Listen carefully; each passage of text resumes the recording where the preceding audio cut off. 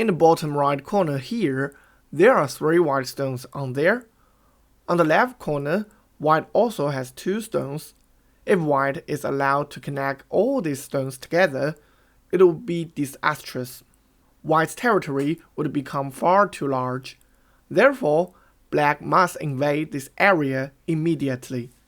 When black places a stone on the side at this moment, we can call this splitting move. For black, this is an urgent, top priority move. Now, would it be good for black to play at this position? Black launches an attack, so white will definitely counterattack. If white responds with a large knight move, black has to play a 1-space jump here to secure its own safety. Black cannot play elsewhere. If it makes direct contact with white right away, black will be in danger at this moment. Black played a jump here, but the jump is too short. Later, if white plays a placement above, black will struggle to make life. So this choice of position by black is not ideal. What if black had played here instead?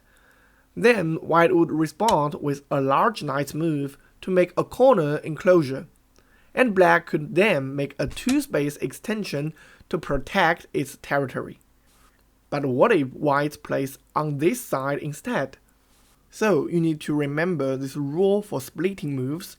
When entering the opponent's domain, leave room for a 2-space extension on both sides of the splitting move.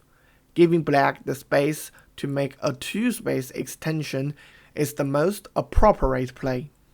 Then, where is the best position for white to play now? As we just said, a splitting move for extension should leave the option of a 2-space extension on both left and right sides. Playing at point C is the optimal choice for white. If black makes a checking extension on the left, white can then make a 2-space extension toward the right. If black makes a checking extension on the right, white can make a 2-space extension toward the left. If white plays at point B, black will push from above all the way, suppressing white to the edge of the board and confining it to a tiny piece of territory, while black builds a massive outer partition on the outside. If white plays at point A, white will be forced by black to jump out toward the center. Therefore, playing at point C is the best option, as it allows for a 2-space extension on both sides. When you cannot secure a 2-space extension on either side, you have to settle for a 1-space extension, leaving room for a 1-space extension on both left and right. This way, you can at least secure a small space. If you have no room for even a 1-space extension but still need to make an extension to disrupt black's formation, otherwise black will connect into a huge territory, then you must not play on the third line when making the extension. Instead, play on the higher fourth line. This way, whether you engage in future battles with black or expand toward the center, you will leave yourself some room to deploy. In the current position, we can see that this white stone is like a small scout unit sent into the enemy's territory. In this case, playing as black, you need to invade white's formation. By doing this, black surrounds the enemy's scout, and while besieging it, black also disrupts white's territory below. At this moment, this single white stone is in great danger. In this local position, what should black do if it wants to invade? Let's first observe the board.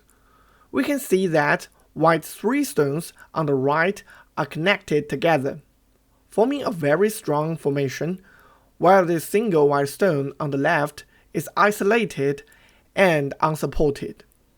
Therefore, for black, who is looking to attack, it is more appropriate to launch a counter pincer against white's isolated stone on the left. So how should black attack at this moment? Normally, playing at point A is the optimal choice for black. This position maintains an ideal distance to attack white while applying sufficient pressure. If black plays at point B, it will be too far away to exert any meaningful pressure on white. If black plays at point C, not only will it fail to attack white, but it will also allow white to easily make a one-space extension here, and white can then make life on the spot smoothly. If black plays at point D, white can even make a two-space extension here. Clearly, playing at point A is the most suitable move for black. At this moment, which position is more appropriate for black to play? Let's first look at point A.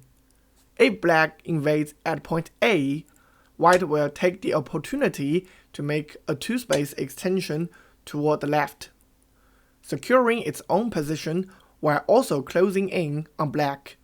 In this case, black has no choice but to jump out toward the center. Then white can play a diagonal attachment from the right to threaten black's base. If the game develops like this, black's invasion will be quite unsuccessful. The correct play is for black to make a placement at point B. Then white has to respond with a small nice move to defend its own position. And at this time, black can calmly make a two-space extension toward the left. Even if white plays a diagonal attachment here again, black can respond with a descent. If white then plays a placement on the outside, trying to destroy black's territory, then black's connect to get side's territory. When we want to penetrate the opponent's sphere of influence, we need to use the tactic of invading to disrupt or weaken the opponent's domain, as well as to achieve the goal of attacking the opponent. However, we must not invade blindly. If the stone we use to invade has no way to make life or retreat, it will lead to irreparable losses.